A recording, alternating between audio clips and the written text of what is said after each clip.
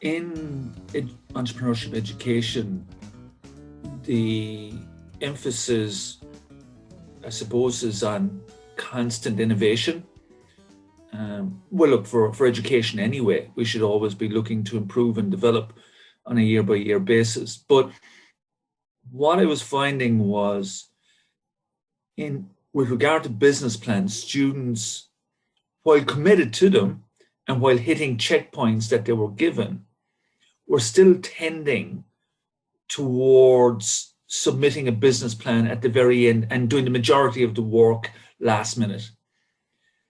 And I wanted to ensure that students were working more evenly across the module, but also I wanted to look at something that was different to the traditional business plan. And the business model canvas is so current and also so simplistic in many different ways in which to use it and to understand it and communicate it. But at the same time, it involves a depth of thinking and a depth of research analysis that forces the students to really think about their business idea and how they present it.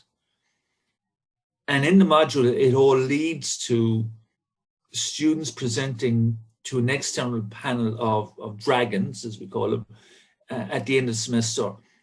And my ambition was that the business model canvas would allow them to do that more effectively.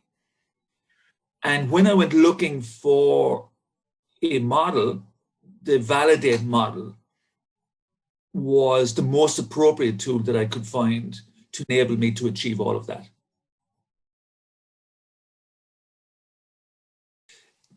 The impact was possibly the strongest in my 30 years of teaching. And I don't say that lightly. But what I found was that they bought into it, first of all. They used it in the way that we had envisaged it. The fact that I could monitor it on a week-by-week basis, and I could see their content and how they were developing it, and if they weren't developing it, that I could send an email and say, hey, you need to catch up, which I couldn't do in the traditional system, right? So that encouragement helped.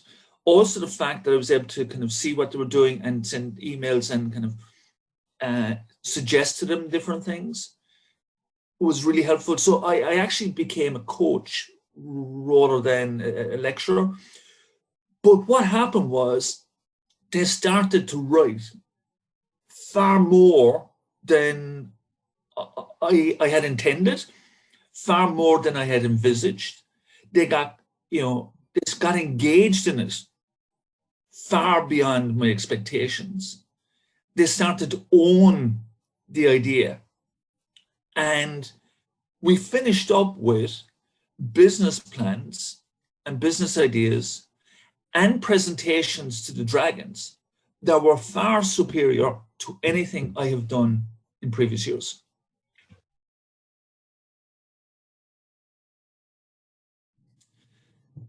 In education, right, and particularly in entrepreneurship education, we talk about taking risk in business, right? And we talk about that not all risk works, right? That's business. But I've always felt that education has got to be the same, that we can't be constant in the way in which we teach, that the notion of a traditional tier classroom is a middle-aged concept, and we got to move beyond that. And so when you take risk and it comes off spectacularly well, then it makes you feel good. Look, it makes you feel good about yourself, right? As a teacher, right? But I'll be perfectly honest, I felt good because the students felt good, because the students got the learning experience that I was for them to achieve.